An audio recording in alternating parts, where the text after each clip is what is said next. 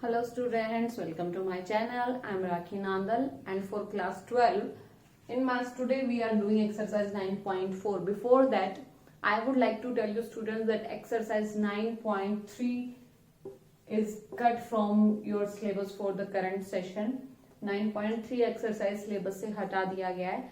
We were doing a solution of differential equation जहाँ पे हमने फंक्शन की हेल्प से डिफरेंशियल इक्वेशन बनाया था और हमने चेक किया था कि वो सेम था या नहीं था. सो बेसिकली 9.3 बहुत ज्यादा कुछ नहीं था, उसमें बस आपको डिफरेंशियल इक्वेशन गिवन नहीं था, सिर्फ आपको एक फंक्शन गिवन था, आपको उससे रिलेटेड डिफरेंशियल इक्वेशन फॉर्म करना था. But again the thing is remote from the syllabus, तो फिर उसके बारे में हम नहीं बात कर रहे हैं. हम बात कर रहे हैं आज सॉल्यूशन ऑफ डिफरेंशियल इक्वेशन. हमने जब किया आज उसी को हम थोड़ा सा कंटिन्यू करते हैं. आपके सिलेबस में फर्स्ट ऑर्डर फर्स्ट डिग्री और फर्स्ट डिग्री की हम आज बात करेंगे कि जब आपके पास डिफरेंशियल इक्वेशन का ऑर्डर भी 1 है और डिग्री भी 1 है, उस तरह की डिफरेंशियल इक्वेशन अगर है तो फिर उसको आप कैसे सॉल्व करोगे. अभी तक आप क्या कर रहे थे, अभी तक आप फंक्शन की हेल्प से डिफरेंशियल इक्वेशन फॉर्म कर रहे थे, यही किया पिछले एक्सरसाइज में. अब आज हम करेंगे डिफरेंशियल इक्वेशन आपको गिवन होगा, सॉल्यूशन हम फाइंड करेंगे. ठीक है, समझ आया. और जो डिफरेंशियल इक्वेशन होगी वो फर्स्ट ऑर्डर और फर्स्ट डिग्री की होगी. तो देखिए फर्स्ट ऑर्डर फर्स्ट डिग्री का मतलब क्या है, dy बाई अपॉन dx होगा, है ना. यही होता है फर्स्ट ऑर्डर फर्स्ट डिग्री की. डेरिवेटिव भी फर्स्ट ऑर्डर और इसकी पावर भी 1 ही रहे. तो ये कोई अगर फंक्शन हो तो देखते हैं, there are 3 methods. First method हम डिस्कस करते हैं, variable separable method. First method is variable separable. Don't worry, we will come to know कि क्या होता है. तो हम क्या करेंगे, यहाँ पे जो भी फंक्शन होगा पहले तो dy बाई dx को अलग अलग कर लेते हैं. ठीक है, फिर हम देखेंगे कि जो fx है उसमें से x के पार्ट को और y के पार्ट को अलग अलग कर लेंगे. समझ आया क्या कह रही हूं. जो भी डिफरेंशियल इक्वेशन होगी, डिफरेंशियल इक्वेशन में क्या होता है, आपके पास डेरिवेटिव होता है, फिर y भी होगा x भी होगा. सो बेसिकली मैं क्या करूंगी, मैं इसको इस तरीके से लिख लूंगी कि hx x वाली टर्म्स एक साथ, y वाली टर्म्स एक साथ. उसके बाद y dy इधर है, y वाली टर्म को नीचे ले आओ, 1 अपॉन g ऑफ y. इधर से dx को ऊपर ले जाओ, hx इंटू dx, यानी कि x की टर्म एक साथ, y की टर्म एक साथ. इसके बाद कर दो इंटीग्रेशन. तो देखो जब इंटीग्रेशन पढ़ा था हमने बताया था डेरिवेटिव का एंटीडॉट है कि डेरिवेटिव हटाना हो तो इंटीग्रेशन लगा दो, हट जाएगा. तो वही काम हुआ. इस डेरिवेटिव को सॉल्यूशन जो निकालोगे आप, सॉल्यूशन में डेरिवेटिव तो नहीं होगा, सॉल्यूशन की हमने बात की थी x और y के बीच में कोई रिलेशन होगा. तो बस उसी को ध्यान में रखते हुए मैंने y की टर्म्स एक साथ कर दी, x की टर्म्स एक साथ कर दी. अब ये दोनों फॉर्म आपके पास कुछ ना कुछ यहाँ पे टर्म्स होंगी और इंटीग्रेशन आप सीख चुके हो. ये y वेरिएबल में इंटीग्रेशन, ये x वेरिएबल में, दोनों का इंटीग्रेशन सॉल्व करना, प्लस c आपका कांस्टेंट के लिए रहेगा. ठीक है, क्योंकि जब भी इंटीग्रेशन सॉल्व करते हैं हम तो प्लस c हमेशा आपके पास आता है. तो ये रहेगा आज का काम आपका. वेरी इजी है, बस समझना कि आपको x और y की टर्म्स को अलग अलग करना है. ठीक है, तो चलिए क्वेश्चंस पे चलते हैं. एक्सरसाइज 9.4 आज हम डिस्कस करने वाले हैं. 9.4 से फर्स्ट क्वेश्चन ही उठाते हैं. अगेन 9.3 सिलेबस से हट गया है आपके पास. अच्छा, यहाँ पे आपका स्ट्रॉन्ग पार्ट चाहिए आपको इंटीग्रेशन की जो कुछ पर्टिकुलर फॉर्म्स थी, यानी कि जितना इंटीग्रेशन में आपने वैरायटी पढ़ा था सब कुछ आपका यहाँ पे आज यूज होने वाला है. चाहे वो आपका सब्स्टिट्यूशन मेथड था, फिर आपके पास पार्शियल फ्रैक्शन था, और फिर आपने लास्ट में बाय पार्ट्स भी लगाया था. तो जितना भी इंटीग्रेशन था, फिर पर्टिकुलर टाइप्स थी, तो सब आपको रिमाइंड होना चाहिए. तो क्वेश्चन करते हैं. गिवन है आपको dy by upon dx, first question करा रही हूं मैं 9.4 से, is equal to 1 minus cos x upon 1 plus cos x. हाँ जी, यही है. इसका आपने बताना है सॉल्यूशन, बताना है जनरल सॉल्यूशन. प्लस c आ रहा है, इसका मतलब जनरल सॉल्यूशन है. जब c भी हटेगा तब वो पर्टिकुलर सॉल्यूशन बनेगा. अब देखो इसमें x की टर्म्स वैसे भी एक साथ है, y की टर्म वैसे भी एक साथ करनी है, तो क्या करो, dy अकेला इधर रह जाएगा, x उधर जाएगा, dx लिख दिया। नाउ इंटीग्रेटिंग, अब इंटीग्रेट कर दो, तो देखो 1 का तो सिंपल यहाँ पे y ही आएगा, इस पार्ट में अब आपको काम करना पड़ेगा। अब यहां से इंटीग्रेशन अगर आपको याद हो, जब ऐसी फॉर्मेशन आई थी तो दोनों का फार्मूला हमने क्या किया था, ब्रेक कर लिया था, किसमें, हाफ एंगल में। माइनस साइन आता है तो आपके पास होता है साइन, और जब प्लस साइन आता है तो होता है कॉस, यानी कि 2 sine square x/2 upon 2 cos square x/2। देखा हो गया ना यूज। इसलिए मैं बार बार कह रही थी आपको इंटीग्रेशन अच्छे से सीख लो ना, फिर कोई दिक्कत नहीं है। ये हो गया टेंजेंट स्क्वायर x/2 dx। अभी तक यहाँ इंटीग्रेशन नहीं लगा रही हूं मैं, अभी फिर टेंजेंट का अगर आपको याद हो तो फिर हमने टेंजेंट के लिए भी ब्रेक किया था, क्या किया था हमने, सीकेंट स्क्वायर x/2 -1, तो यानी कि दोनों जगह dx। अब इसकी वैल्यू आपको पता ही है, टेंजेंट x/2 इधर से 1 है तो यानी कि x, और कांस्टेंट के लिए हमने कहा था c। ओके, इसका टेंजेंट x/2 है तो 1/2 भी होगा ये, तो 2 मल्टीप्लाई में हो गया -x + c। सो देखो ये सॉल्यूशन आ गया, y = 2 tangent x/2 -x + c। This is general solution for this differential equation. ये सॉल्यूशन है, ये डिफरेंशियल इक्वेशन था। तो समझ आ गया, कंफ्यूज होने की जरूरत है ही नहीं। अभी तक हम क्या कर रहे थे, इसका यूज करके ये प्रूव कर रहे थे। अब ये नहीं गिवन है, ये सॉल्यूशन आपको खुद फाइंड करना है। So first method is variable separable.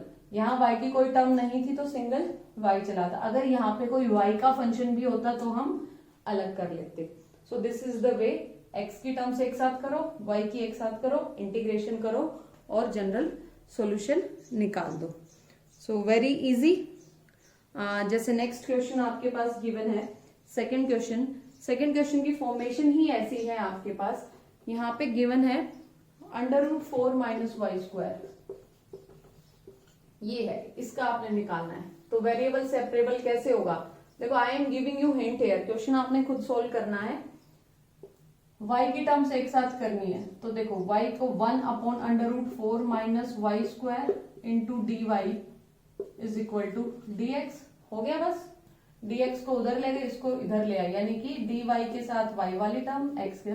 कभी भी ये मत करना कि 1/dx रख लो और यहाँ पे x की टर्म ले आओ, वो कभी नहीं होता है, वो हमेशा गलत है।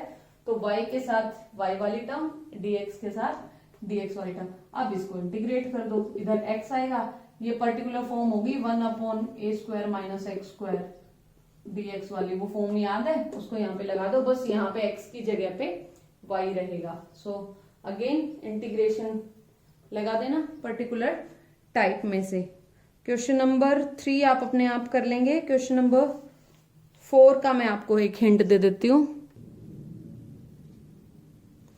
क्वेश्चन नंबर 4 आपको इस फॉर्मेशन में डिफरेंशियल इक्वेशन गिवन है। तो देखो आपको मैंने बताया था, अगर ऐसी फॉर्मेशन में हो तो हम सिंप्लीफाई करके dy/dx निकालते थे for order and degree. But यहाँ पे आपको दिख रहा है कि मुझे x और y की टर्म्स को स्पेयर करना है। देखो this is one of the easiest method. तो क्या करो आप, पहले इधर 0 है तो 0 से आप क्या कर सकते हो, सारी टर्म को उधर ले जाओ, एक टर्म उधर गई, -sec² y tangent x dy। ठीक है, अब देखो dx तो यही रहेगा और dy भी इधर ही रहेगा, बाकी टर्म्स को आपने एडजस्ट करना है। तो यहां से ये है टेंजेंट y आपके पास, तो टेंजेंट y को उधर ले जाना पड़ेगा और उधर से टेंजेंट x को इधर लाना पड़ेगा।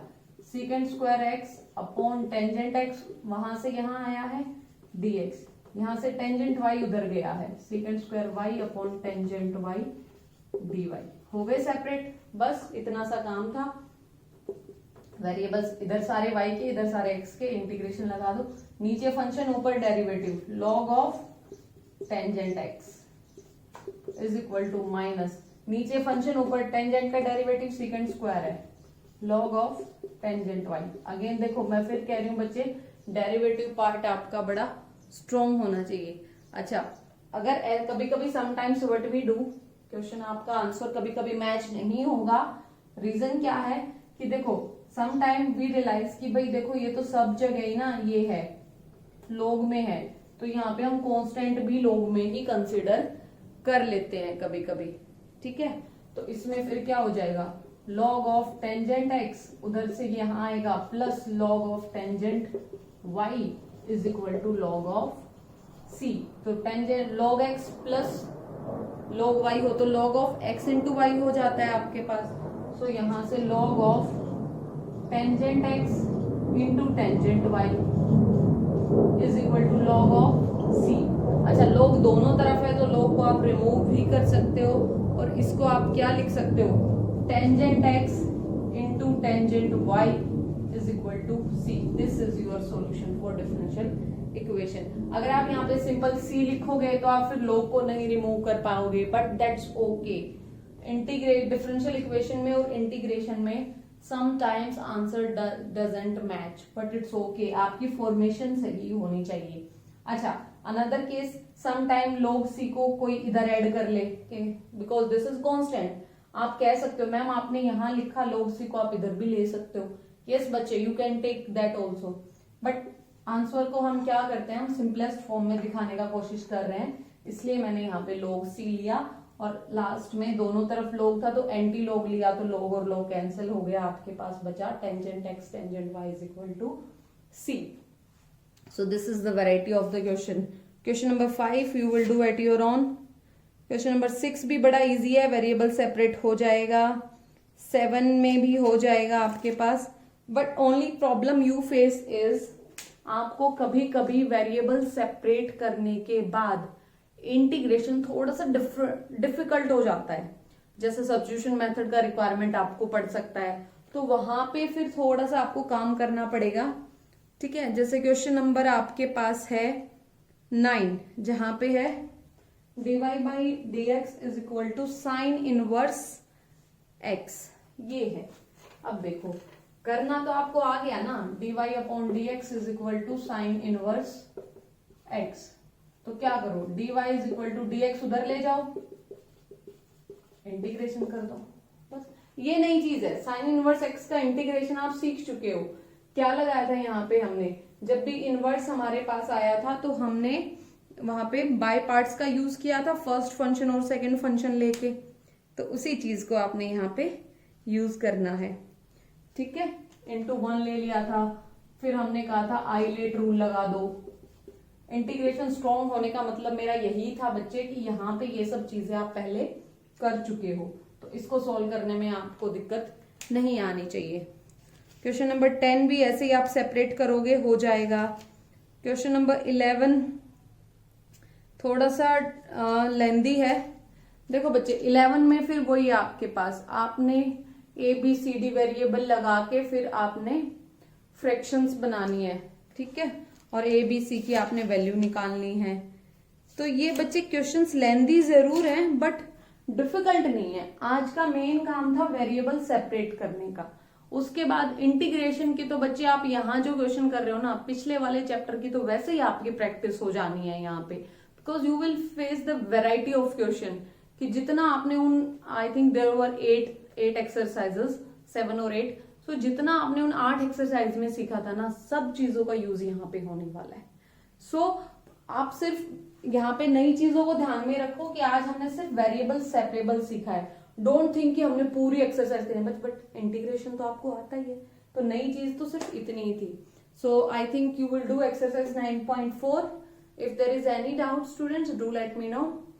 That's all for today, students. Have a good day all. Thank you.